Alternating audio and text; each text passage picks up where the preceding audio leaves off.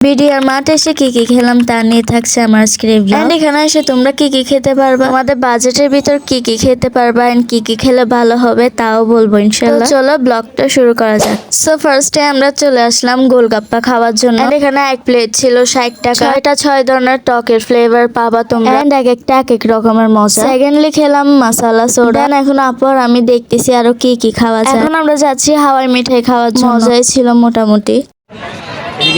আম্মুর জন্য কিছু কিনতে যাচ্ছি। আম্মু কিছুই খায় না সবসময়, সেজন্য আমরা একটা সারপ্রাইজ।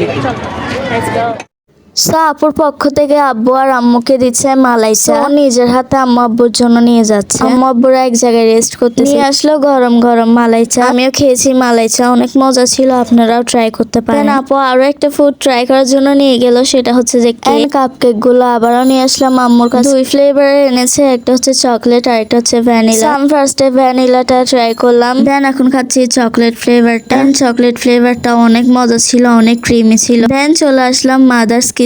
আমরা অলরেডি খাবার অর্ডার করে দিয়েছি।